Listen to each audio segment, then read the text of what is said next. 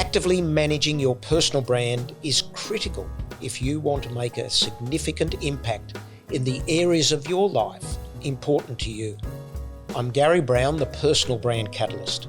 I've spent most of my life working in the world of branding products. More recently, I've been exploring the world of personal branding and wrote a book on this, Brand New, Brand You. And the podcast has come out of this as a way to share first-hand experiences from some of Australia's most recognised personal brands. Emma is a principal consultant at Derwent, which helps businesses thrive by identifying and connecting with high-impact talent, bringing to the task more than 30 years as a journalist and communications professional. Reporting in Australia and as a foreign correspondent, she developed a wide network of relationships across several industries. Emma honed her people skills at the country's 3 major media businesses during the most innovative time in the history of digital news and information delivery. Leading teams to cover important world events, Emma was popular with audiences as well as gaining the confidence of key talent who trusted her with their stories. Before joining Derwent, Emma spent a year advising leadership teams at the intersection of marketing and issues management, helping them create engaging content and to leverage a dynamic media environment. Emma is a strategic thinker who thrives on solving complex challenges. Passionate about diversity and inclusion, she is excited about using her skills in research and analysis to match terrific people to excellent opportunities. Emma, welcome today. A real privilege and a pleasure to spend time and talk to you about some of your experiences and how they translate into building a personal brand. Thank you for having me. So my first question is whether you see yourself as a brand, or do you see yourself as Emma Alberici? Well, they're kind of inextricably linked, right? First of all, there are 4 Emma Albericis in the world, which is an interesting insight into my family because we were named after my grandmother in Italy. And the other Emma Alberici in Australia is, often feeling very upset that she can't join Facebook or other social media sites because they think it's me. So do I see myself as a brand? I think increasingly we must see ourselves as representative of our families, of the businesses we work for, the communities we live in. Every interaction, I think, is a representation of who we are. So in that regard, I guess you could say there is a brand element to it, but I can't say I've always thought about myself in that way. But I do know that I have been a public figure in the past, and in that regard, you're aware of the way you are perceived and its importance in those other elements of your life. So picking up on your comment, you've been a public figure in the past. Are you not a public figure now in terms of your name, your brand? To the extent that we're talking in September, and September is a significant month for the charity that I support, which is Camp Quality, and I'm an ambassador for Camp Quality and have been involved with them since 1999 when I started volunteering for them. And so when it rocks around to raising money in September for them, I very much want to be a public figure. I want people to be aware of children who are battling cancer and the fact that during COVID, obviously, for the last few years, it's been very hard for charities to gain attention and the requisite funds to continue to do the extraordinary work that they do. So to that extent, yes, I'm still a public figure when it comes to the things I want to support and in my professional life, the relationships that flow. And hopefully the fact that I've done work publicly, hopefully to the extent that it was respected, that side of me publicly helps the other aspects of my life, be it the charity I support or the work that I do. Okay, so how do you think people would perceive you in the sense of have you really given it any thought as to how they see you? Of course. So for those who were aware of my departure from the ABC in 2020, I'd been there for 18 years, having previously been a Channel 9 reporter for nearly 10 years, and starting my career at News Corporation with a byline in the Herald Sun newspaper for 3 and a bit years. So I was publicly recognised, and so my departure from the ABC in 2020 was also public. In fact, the press knew about it before I knew about it, which was particularly hurtful. And so the circumstances around my departure from the ABC have been ventilated in all manner of ways that were not particularly kind. And so I have an anecdote about when I left and I started a corporate career. I was talking to a top 10 chairman of a company in the top 10 listed companies, who I'd got to know really well over my sort of 30-year career, and interviewed him in various iterations as a CEO, as a chairman, as an advisor, and I used to call on him a fair bit for advice on stories and things that I'd heard and so on. And we were just talking about what I might do next and all these sorts of things. And I said, I said to him, I was pretty upset about the way that these things were reported. And he said, Emma, I generally believe what I read. That stung me. I don't think he realised he'd stung me the way he did, because obviously so much was written about the manner and reasons for my departure from the ABC that were so awful and wrong and malicious and terrible. So, of course, people do believe what they read, and it's very hard to get ahead of that. And there is so much nuance to things.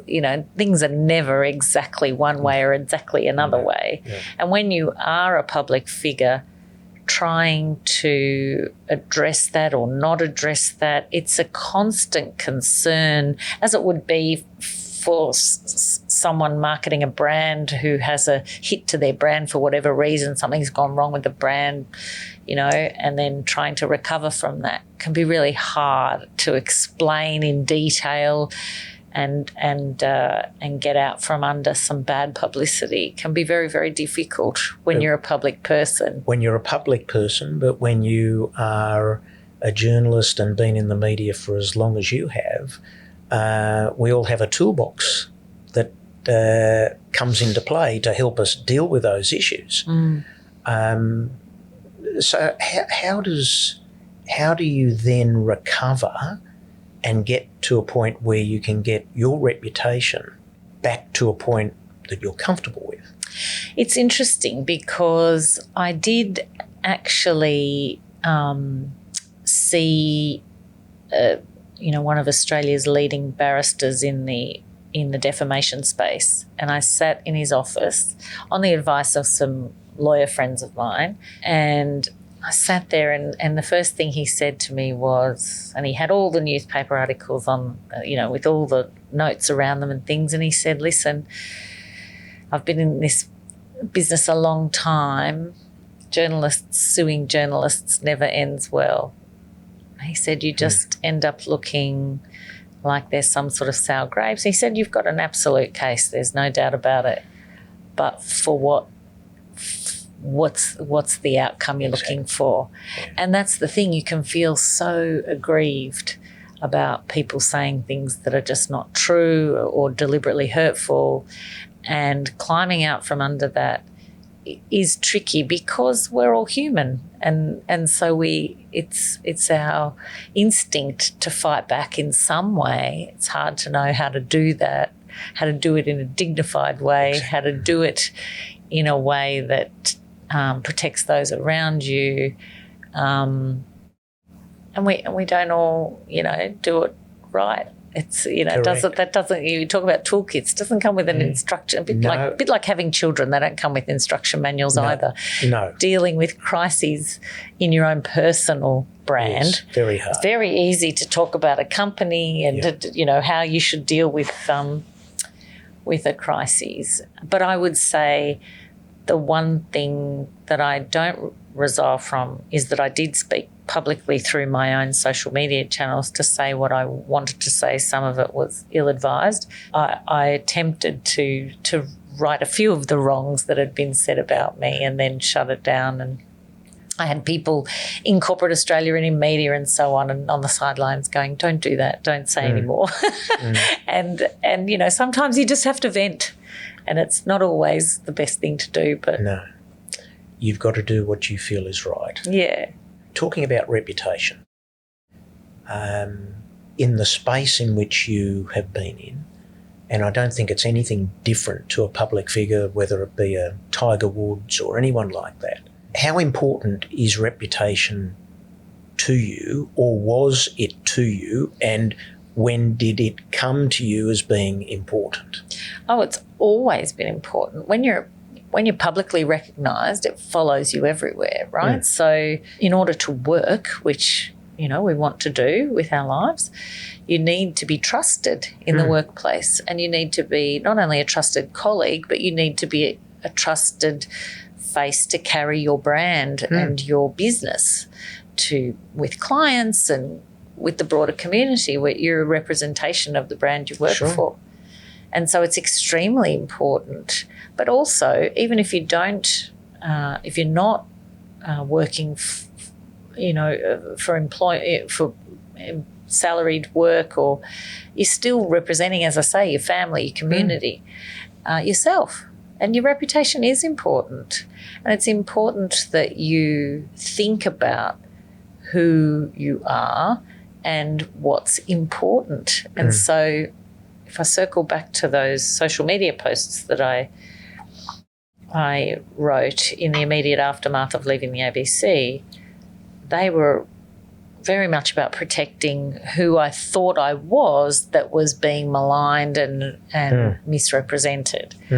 And I think that's in the end what it boils down to. It's not about the this and the that, the minutiae. It's about your character, and trying to protect who you know to be, who you know you are. So when did you come into the knowledge and understanding about reputation? Was it something that someone brought to your attention early on in your career, in your life, or was it something that you subsequently paid attention to in your career? Where did that all start?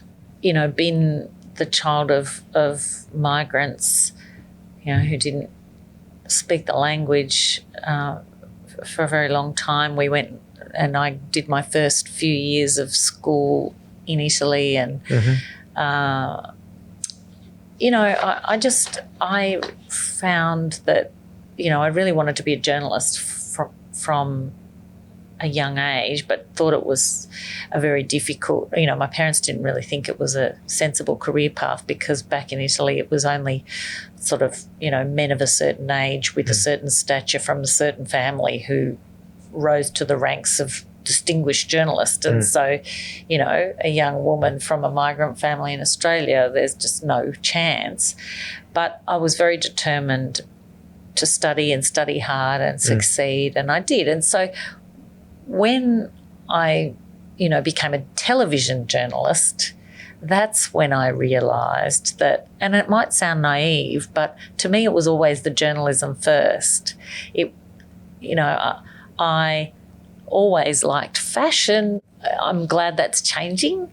And there used to be a lot of sort of murmurings in newsrooms that I was in, because the ranks of leadership were always men, commenting about the way women worked. I worked in newsrooms where women weren't allowed to wear skirts.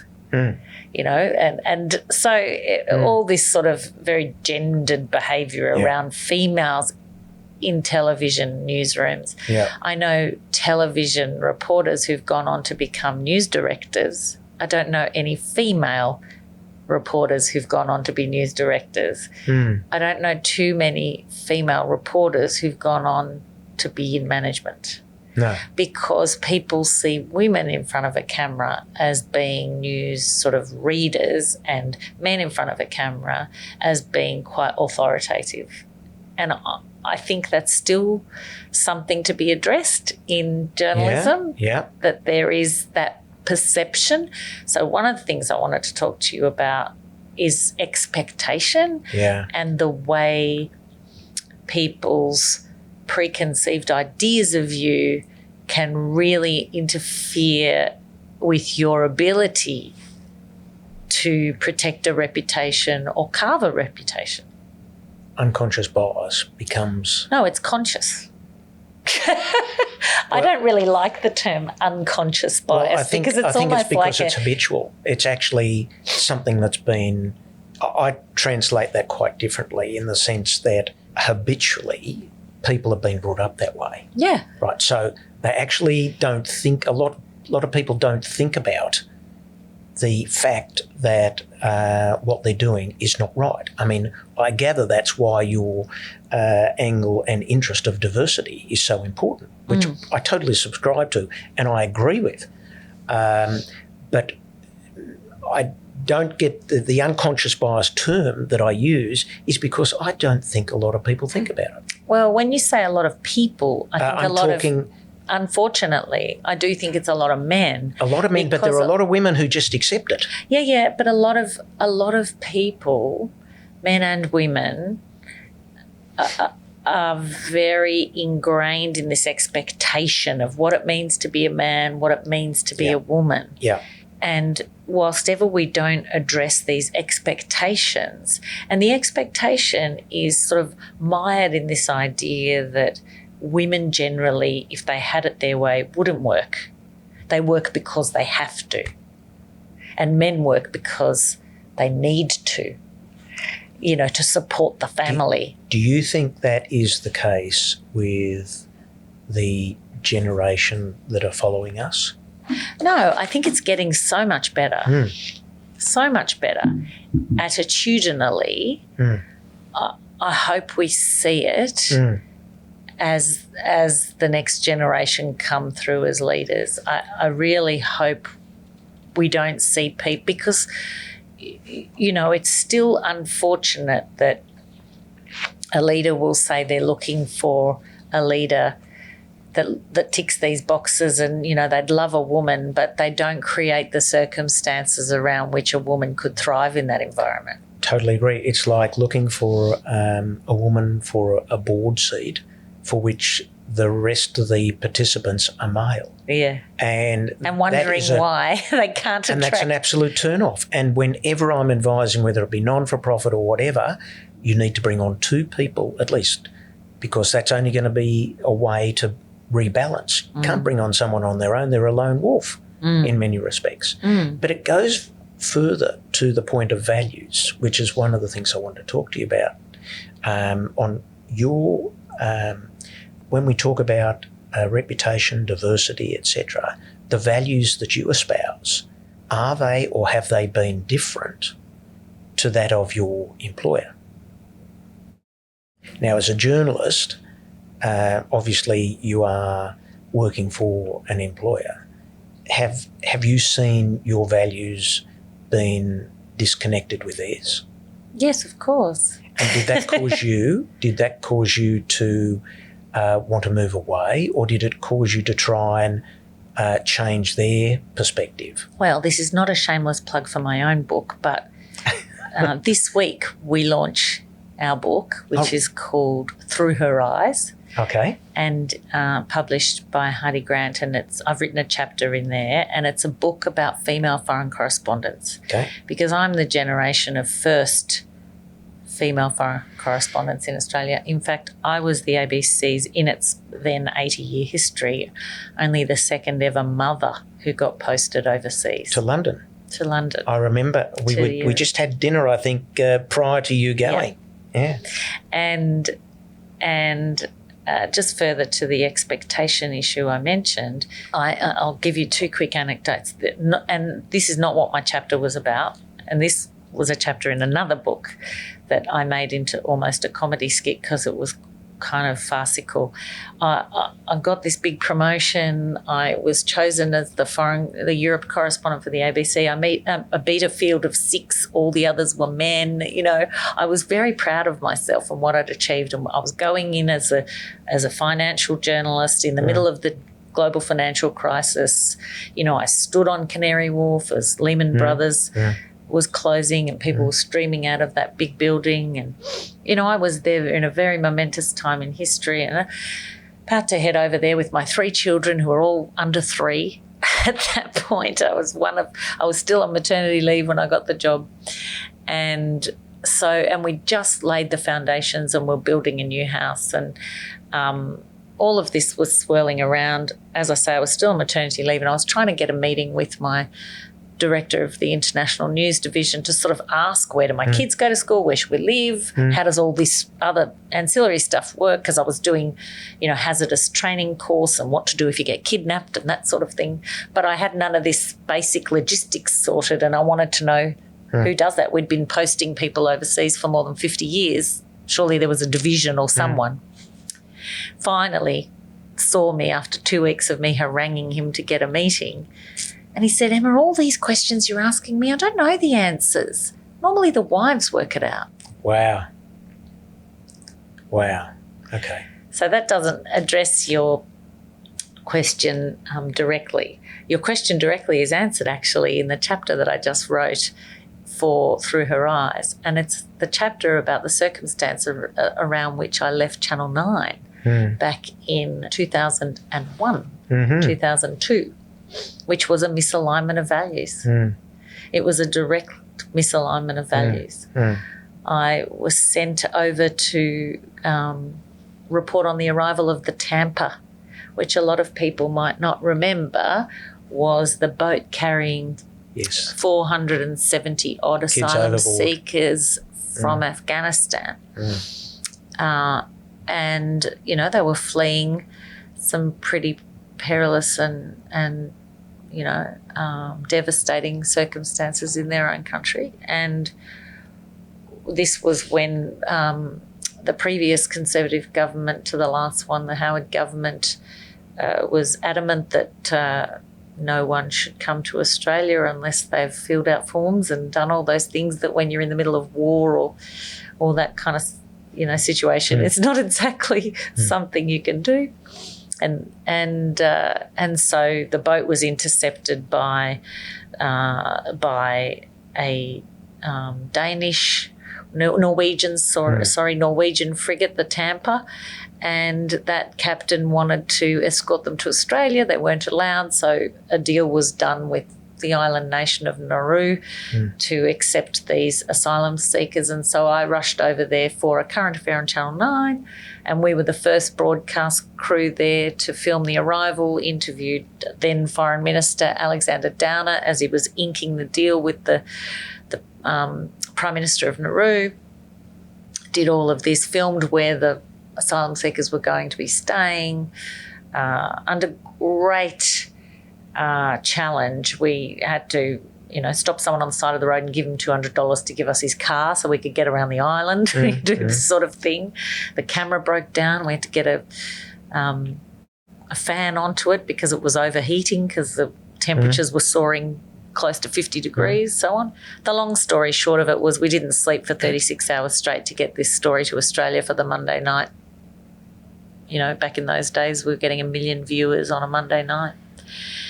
The decision was made not to run the story, even though we had the first pictures and so on, because, and I kid you not, this should have been a comedy skit, they had a story on a revolutionary sweat cure that they wanted to promote. And so our story got shelved. And so I spoke some unseemly words to my boss and resigned. And he wouldn't let me resign. So it was a bit more involved than that. Told me to take a few days off. And in my few days off, that was September 9th, September 10th, September 11th, 2001. So I did get sent to New York for that story. You did? But no. I would have been because it was my turn, but I was sort of in purgatory And then I did go to the subsequent election in October 2001 and reported from the tally room when we used to have tally rooms for Channel 9, and they were trying to keep me happy and keep me there, but I'd been too upset that You weren't a happy camper. that we didn't tell that story, and because it's a truism in journalism that you don't tell the story of the flood, you tell the story of the person in the flood. It's like no one really thought too much about asylum seekers and that's a broad brush statement.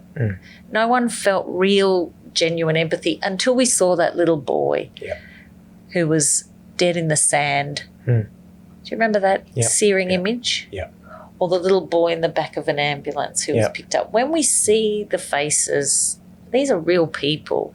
What would we do in that circumstance? Wouldn't we get on a boat and try to take our families to safety? Of course you would. You know, I wanted to show those faces. I wanted to show those people. But I was actively denied the ability to do that by my employer. And so the chapter my chapter in the book is called What's News?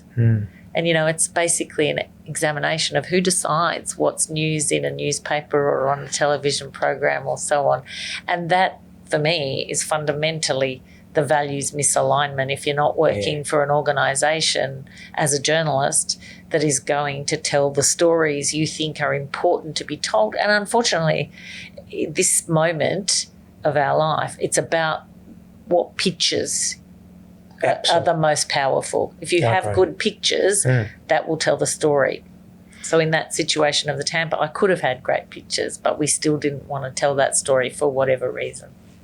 And it was highly political, of course, because we were leading up to an election. That's not a reason not to do it. It was a pretty big story. Absolutely. So where did you establish your values? Well, I think where everyone does growing up, in my family. Right. And you know, my dad used to joke that he came to Australia with £2. So he wasn't a 10-pound pom, he was a £2 Italian. You know, he grew that into a fairly sizable business, you know, without language. He became the biggest stall holder at the Victoria markets in Melbourne. He was highly successful. My two sisters and I went to private schools and, you know, he bought our first cars. I've been thinking about this because I've just got a daughter who's driving age. Okay. It's just like, And, you know, he worked so very hard, you know, for his family. And my mother worked very hard at home.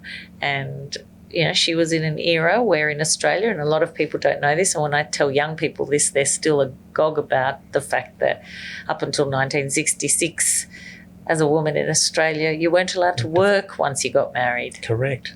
So as far as expectations go, we still have that ingrained in us from and to those who say public policy doesn't make a difference, yes, it does. Very, very consequentially. Yeah, very much so. So did your values change over time or develop, your principles and your standards? I think they definitely developed the broader my mind got. And that is from, yes, it's from reading, but it's also from, you know, the people you meet and that being open to hearing other people's points of view. Again, because I have a daughter who's just finishing school, and you start to question why it's so important that they keep studying as long as possible. And to me, and I said this out loud to the kids the other day, it's about the fact that you live in this little bubble with your family and the people you go to school with and the people in your area. But when you go on to outside of that, whether it's going into employment or going into further study, you're just meeting a whole new raft of people from a whole new, you know, all sorts of regions and areas. And it's about continually questioning what you thought to be true and this is what I, you know, loved about and why I wanted to be a journalist. I was always keen to learn new things and learn about people and stories are so powerful, listening to them, but always questioning them, Sure. always asking the why question rather than just accepting it for what it looks like. And that's, circling right back to the start about that chairman who told me that he pretty much believes what he reads. Don't believe everything you read, question it. Your expectations were pretty much what they were in terms of your mum didn't work. She was supposed to be at home. So, she helped my dad, but yeah. But in effect. Yeah. Whereas today, you're absolutely of the view should not be the case. Okay, so let me address that because I think actually my point of view on that hasn't changed very much. And let me explain. We must, and this is back to expectations, we must think of child rearing and house management, keeping, as jobs. They are jobs. Absolutely. That need to be done. Yeah. By someone. Mm-hmm. Mm-hmm. Right? So the Victorian government in 2018 did a study that I exclusively reported on for the ABC because I heard about it at a function. And it was looking at the replacement value and the opportunity cost, so the two measurements of unpaid work. And in the Victorian example, the government, through Deloitte Access Economics, who did the study, found that unpaid work in the Victorian economy made up 50% of GSP, so gross state product. If you tallied the value of it, whether it was the value of it from a replacement cost, so what would you be doing if you weren't doing that, or from an actual payment of people to do that work for you. Yep. So one of the other statistics that always grabs me, and you asked me about whether I think the same will be true of next generations and so on, and sorry if you asked me that before we started recording, but you asked me whether I thought things are changing for the next generation in terms of equality of opportunity and pay and roles and so on. Since 1985 in this country, more girls than boys, more women than men have been graduating university. Mm-hmm. So 37 odd years. Mm. And yet, when you look at the 500 top companies in Australia, 97% of them are run by men. Mm. What is going on? I can't answer that. Well, I can. Well, obviously there are so many. But maybe it reasons. takes so many generations to actually. Well, how many more generations? Honestly, serious. You know what I mean? So that's a long time for women to be actively demonstrating their keenness to learn and further their opportunity. And then something happens. What happens is expectation, because the expectation is if a couple, and we'll call them a man and a woman, come together and they're both, on an equal career trajectory, and then they decide to have a family, it just follows. Because even in our legislation, a lot of people don't know this, in our legislation for paid parental leave, that actually came from the Gillard government. It says in there the primary carer / mother. So it even ascribes the role to the women. So we need to stop thinking that the unpaid work must always be done by the woman. Look, I understand that. And I think that's a big piece of the puzzle to be solved. If we move on to back to the topic of branding a little bit more. You've had some really challenging roles, some wonderful experiences. People's recognition of you if you take yourself as a brand and your relevance, how has that translated? How relevant are you feeling today, or that you believe you are today, in terms of your audience? Because we all have different audiences in which we play to, in a very general sense. What is your take on relevance and recognition when it comes to your audiences? Well, it's funny, when you talk about relevance, the first thing that popped into my head was my children. Well, if you're not relevant to your children, you have a problem. No, but it's hard, right? Like the older the children get, the less relevant they see you. Correct. And I'm finding that the most challenging, actually. And that's what drove my book, is I was fearful of losing my relevance to my children and the next generation, because that's, to me, the thing that keeps us going. Otherwise, it becomes, you don't want to be relevant to the generation before you because they've passed on. So I'm still writing a lot. Like I've just written this chapter, and I have my memoir sort of bubbling away in the background that will be finished eventually. Because I do think I have some things to pass on to the next generation. Relevance is an interesting term because you have to ask relevant to whom and for what purpose. I think it's the same for so many people. I'm just one of thousands every year who lose their job, and their identity is very much tied to it. Because I was public, recognised to people, I think that's a little bit worse because people have an expectation again of who you are. And so when you're not that anymore, who are you? But I think it's also true in that micro setting of if you are an executive and you lose that job. And so in my current role in executive search, I feel very privileged that people want to talk to me about their careers, and I feel a great obligation to help them in any way that I can, even if they don't get the role that I might be talking to them about, to help them with their CVs or to think about their brands and how they sell themselves, which is a instinctively quite difficult thing to do because I've been there, right? Sure. And you can think your life's going in a certain way, and life being your career. And so many of us let our lives become dominated by our careers. Yeah. And so, yeah, there was a while where I did question my relevance to to what I said. You know, why would people care anymore?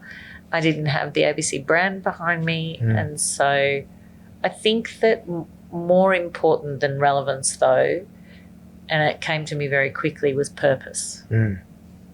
Very much so. So I really wanted to know that what I was going to do had some purpose. So you actually stood up on your own 2 feet with your own brand, not with another brand behind you. Yeah. And so I was really very fortunate that I joined a company when I first left the ABC, a division of Auto in General called Compare the Market, who compare financial services and so on. They were terrific because they understood from the get-go that, and I was a C-suite executive and so on, I wasn't there to have my brand aligned to theirs and to sort of sell something. Sure. I was there to help them communicate in better and help them with that rather than, and that was a great stepping stone into new and other things in corporate Australia because I'd done what I wanted to do in journalism. There wasn't like some other great dream. I was so lucky. I hosted the most prestigious news and analysis show, Late Line. I hosted business shows. I helped start shows. I was a foreign correspondent. You know, in terms of journalism, I was so lucky for the career that I had. So it wasn't like I had some burning desire to do anything else in the media. And so, yeah, I've been very lucky to be able to sort of reimagine myself in a corporate sense, but still kind of feeling like I want to have some purpose. And, you know, we all want to make money too. Sure. And so kind of meshing, you know, finding that happy kind of alignment isn't easy. No. Because, you know, especially when you've got a family and, absolutely. You know, yeah. But purpose first, because everything else usually follows when you have the talent as you do and the opportunity and wisdom and insight that comes with the turf. But it's not easy. No. And I think that if it was, there'd be a crowd of people doing it. But I think that it's important, really important, for people to take care of their mental health. Because I didn't only think it. I think people that knew me probably thought it too. I was the most positive and optimistic and happy, and I saw humour in everything. I had a kick in my stride, and I was the epitome of love your, my kids are so sick of me saying it, love your job and you never work a day in your life. I was, that person. I, sucked the marrow out of life. And then when I had it all taken away, it was so confronting that my mental health deteriorated really rapidly. Yeah. Because I hadn't been taking care of that.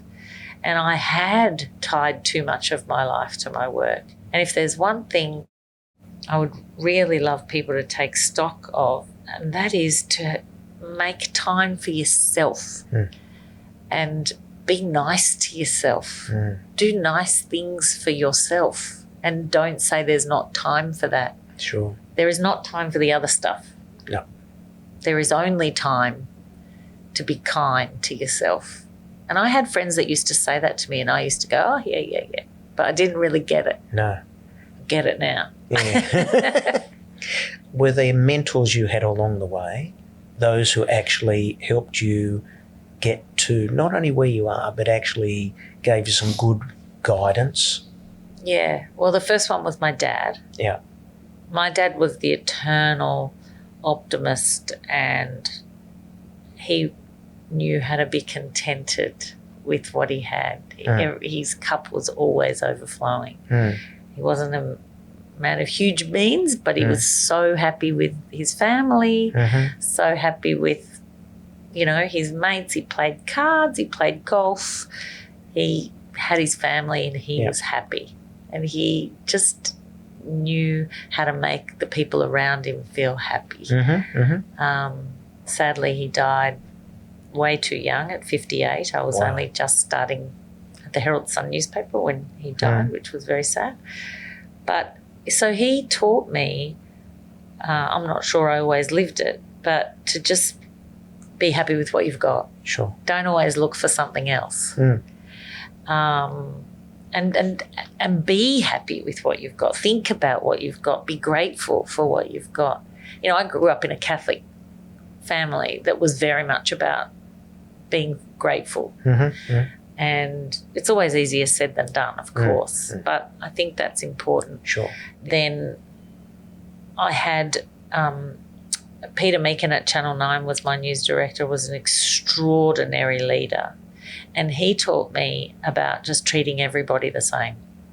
Very flat structures in journalism and newsrooms generally. There isn't this great hierarchical sort of structure. And he treated everybody the same. And when I started out at, my early 20s, or the biggest news reader or whatever, he treated everybody the same and showed respect for you no matter who you were. And he showed it in everything that he did. And then John Bruce, who was my executive producer on Late Line, I didn't really know John before I went overseas as a foreign correspondent, and he'd been with Late Line 25 odd years. And when you're a foreign correspondent, you're like a freelancer, because you do your story, and then you sort of you hike it off to the radio department, or the 7:30 report, or the 7 o'clock news, or breakfast, whatever. And of all the executive producers of all those shows, whether they be radio or TV or whatever, the next morning, without fail, you would have an email from John Bruce at Late Line saying thank you. He was the only one. Every time. You could count on it. And he would be thoughtful around his feedback about what was great. You may have done something that wasn't great, but he never pointed that out. He was always, that person you spoke to was extraordinary, and the way you scripted that, or that was exceptional. Well done, thank you. was always a thank you. Mm. And so, again, back to the being grateful, saying thank you. Yes. Yeah. Saying thank you. And recognising, and this is a work in progress. I've been a perfectionist, which I don't say with any boast because I think it's a terrible trait. It's terrible and debilitating because no one's perfect. Mm.